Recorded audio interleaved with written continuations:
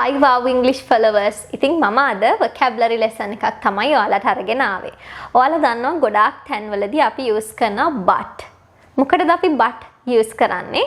අපි but use කරනවා contradiction එකක් එහෙමත් නැත්නම් contrast එකක් එහෙමත් නැත්නම් opposition එකක් ප්‍රකාශ කරන්න. මොකක්ද මේ contrast එකක් එහෙමත් නැත්නම් contradiction එකක් එහෙමත් නැත්නම් opposition එකක් කියලා කියන්නේ? විරුද්ධ අදහසක් දෙන එකකට අපි කියනවා contrast එකක් එහෙමත් නැත්නම් contradiction එකක් එහෙමත් නැත්නම් opposition එකක් කියලා. හිතන්න මම කියනවා මම ඊයේ පාටි එකට ගියා. පාටි එක නම් ගොඩාක් enjoyable. හැබැයි කෑම නම් හරියේ නෑ. අන්න මම කියනවා හැබැයි නමුත් මේක නම් මෙහෙම හොඳට තිබුණා නමුත් එක් දෙයක් පහත් කරලා සලකනවානේ. එක් දෙයක් ගැන පහත් කරලා කතා කරනවා. මේ දේ හොඳට තිබුණා නමුත් මේ දේ හොඳට තිබුණේ නැහැ.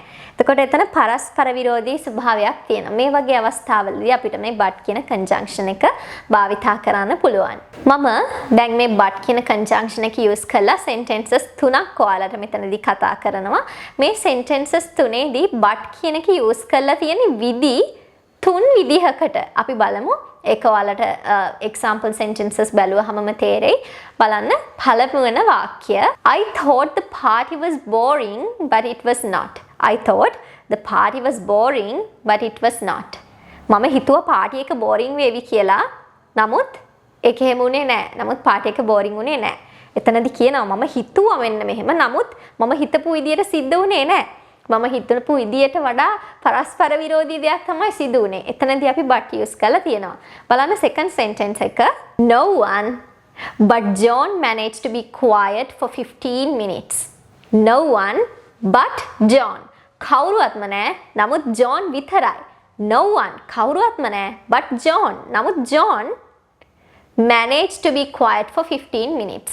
එයා 15 minutes මිනිත්තු 15ක් නිශ්ශබ්දව හිටියා.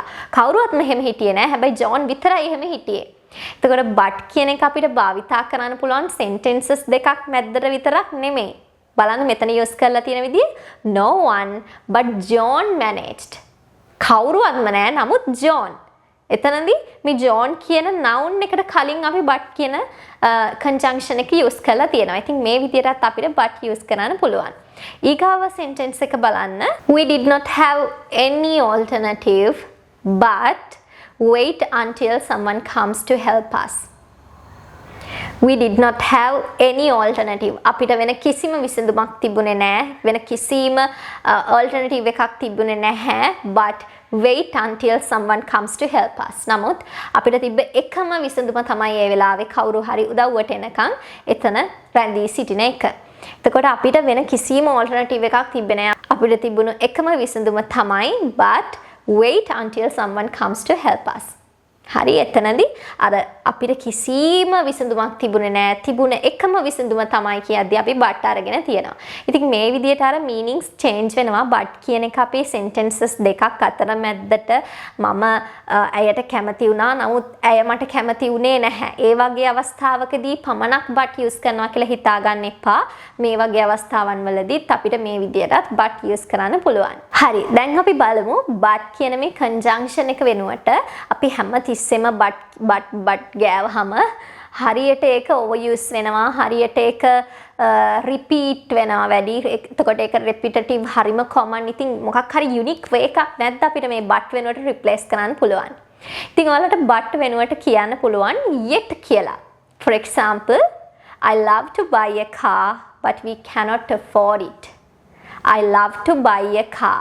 මම කැමති කාර් එකක් මිලදී ගන්න but we cannot afford it. නමුත් අපිට ඒකට වියදම් කරන්න බෑ. ඒකට අපි ගාව සල්ලි නැහැ. ඒකට ඔයාලට මේ but වෙනුවට but කියන තැනට yet කියන එක විතරයි replace කරන්න තියෙන්නේ. වෙන කිසිම දෙයක් වෙනස් කරන්න නැහැ. I love to buy a car yet we cannot afford it. එහෙමත් නැත්නම් yet we cannot afford buying it. ඒ වගේම තමයි අපිට but වෙනුවට however කියන මේක මේ වචනයත් යොදා ගන්න පුළුවන්. ඉතින් however කියන මේ word එක ගොඩාක් වෙලාවට natives ලා use කරනවා. සමහර වෙලාවට මට හිතෙනවා නෙමෙයි ගොඩක් වෙලාවට අපි however භාවිතා කරන්නේ අපි මොනවා හරි ලියනකොට document එකක් හරි මොනවා හරි ලියනකොට. එතකොට formal writing එකකදී වගේ however භාවිතා කරනවා වැඩි. ඉතින් අපි නිතරම කතා බහේදී however කියන එක එච්චරම සුදුසු නැහැ. මොකද මේක ටිකක් අර writings පැත්තට බර වචනයක් නිසා. හරි අපි example එකක් බලමු.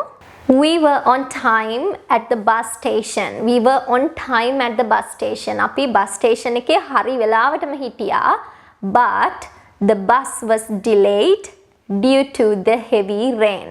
The bus was delayed due to the heavy rain. But the bus was delayed due to the heavy rain. අපි හරි වෙලාවටම බස් ස්ටෑන්ඩ් එකේ හිටියා, බස් ස්ටේෂන් එකේ හිටියා. නමුත් මේ heavy rain එක නිසා, තද වැස්ස නිසා බස් එක ඩිලේ වුණා, ප්‍රමාද වුණා, පරක්කු වුණා කියලා කියනවා. එතනදී අපි but අරගෙන තියෙනවා කොන්ට්‍රාස්ට් එකක් පෙන්වන්න. අපි හරි වෙලාවට බස් ස්ටේෂන් එකේ හිටියා වුණාට මේ heavy rain එක නිසා බස් එක පරක්කු වුණා. මෙතනදී but වෙනුවට ඔය විදියටම තියලා ඔය වාක්‍ය ඔය විදියටම තියලා අපිට however භාවිතා කරන්න පුළුවන්.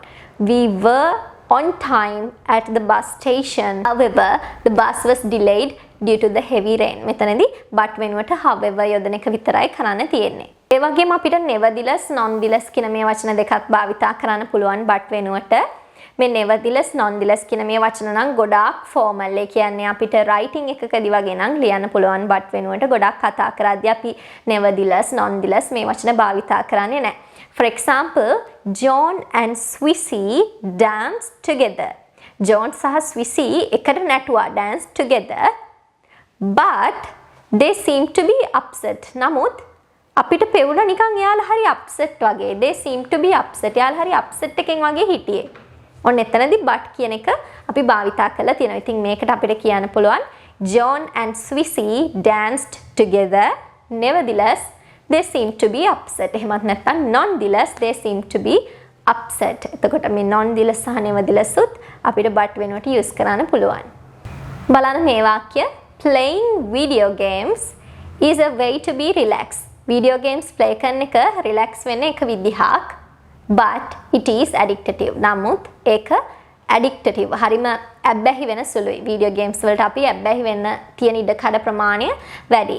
එතකොට මෙතනදී අපිට but වෙනුවට යොදා ගන්න පුළුවන් still කියන එක. මෙතනදී නෙමෙයි ඕනම but යෙදුන අවස්ථාවක අපිට මේ alternatives use කරන්න පුළුවන්. මම මේ කියා දෙන pattern එකට අනුව. හරි? මෙතනදී දැන් but කියන එක වෙනුවට අපිට still කියන එක replace කරන්න පුළුවන්. කිසිදු වෙනසක් සිද්ධ වෙන්නේ නැහැ. අර කලින් ඒ වගේම තමයි. එතකොට කොහොමද අපි කියන්නේ? Playing video games is a way to be relaxed. Still, it is addictive. Still, it is addictive. But it is addictive වෙනුවට still, it is addictive කියලා අපිට කියන්න පුළුවන්. ඒ වගේම තමයි අපිට but වෙනුවට although, even though කියන මේ වචන තුනත් භාවිතා කරන්න පුළුවන්. අපි example එකක් බලමු. I really liked the party. මම ඇත්තටම කැමති වුණා party එකට. But I didn't like its dinner. මම ඒකේ තිබ්බ dinner එකට නම් කැමති උනේ නැහැ. I didn't like its dinner. But I didn't like its dinner. නමුත් මම ඒකේ තිබ්බ dinner එකට නම් කැමති උනේ නැහැ. මෙතනදී ඔයාලට but වෙනුවට මේ although, even though කියන words තුනම භාවිතා කරන්න පුළුවන්. එහෙම use කරාම කොහමද? I really liked the party though I didn't like its dinner.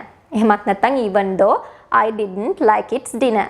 එහෙමත් නැත්නම් although I didn't like its dinner. මේ විදිහටම අපිට පුළුවන් although, even though මේව මුලට අරගෙනත් වාක්‍ය හදන්න. එතකොට කොහොමද? Though I didn't like the dinner, I really liked the party. Even though I didn't like the dinner, I really liked the party. එහෙමත් නැත්නම් although I didn't like the dinner, I really liked the party. මේ විදිහට අපිට although, even though මුලට අරගෙනත් මේක use කරන්න පුළුවන්. ඉමලේසි මේක but වෙනුවට මේ words replace කරන එක විතරයි ඔයාලට තියෙන්නේ. හරිම easy peasy, හරිම ලේසි. ඊගවට ඔයාලට use කරන්න පුළුවන් except for. අපි example එකක් අරගෙනම බලමු. I liked the party but I didn't like the dinner. ඒක කොහොමද කියන්නේ එතකොට? I liked the party except for the dinner. I liked the party except for the dinner. මෙතන except for the dinner තමයි අරගෙන තියෙන්නේ. except for I didn't like the dinner කියලා අරගෙන නැහැ. එතනදී අර I කියන subject එක කැපිලා තියෙනවා. didn't use කරලා නැහැ. like කියන verb එක use කරලා නැහැ. මෙතන කෙලින්ම අර dinner කියන noun එකම ඒ object එකම අපි ඇදලා අරගෙන තිනවා for ට පිටිපස්සෙන්. except for the dinner. එතකොට මේ for ට පිටිපස්සෙන් එන්නේ යම්කිසි noun එකක්. right? එතකොට අපිට කියන්න පුළුවන් I liked the party except for the dinner. I liked the party except for the dinner. ඒකේ තිබ්බ dinner එකට අමතරව මම party එකට කැමතියි. I liked the party except for the dinner. ඒ වගේම ඔයාලට කියන්න පුළුවන් මේ විදිහටත් I liked the party besides the dinner. මේ dinner එකට අමතරව dinner එක නැතුව මම party එකට නම් කැමති වුණා. I liked the party besides the dinner. එහෙමත් නැත්නම් අපිට මේ besides වලට පස්සේ තියෙන මේ phrase එක මුලට ගන්න පුළුවන්. Besides the dinner, I really liked the party. Besides the dinner, I liked the party. ඉතින් මේ alternatives ඔයාලට මේ but වෙනුවට use කරන්න පුළුවන්. ඉතින් හැමතිස්සෙම but කියලා එකක් ලියනකොට උනත් ඔයාලා කතා කරනකොට උනත් කියන්න එපා. ඒක හරිම repetitive, හරිම overuse. ඉතින් ඔයාලව advanced learner කෙනෙක් විදියට අනිත් අයට දැනගන්න ඕන නම් මේ phrases, මේ alternatives use කරන්න. So guys, I'll see you soon in my next videos. Bye. Lots of love for you.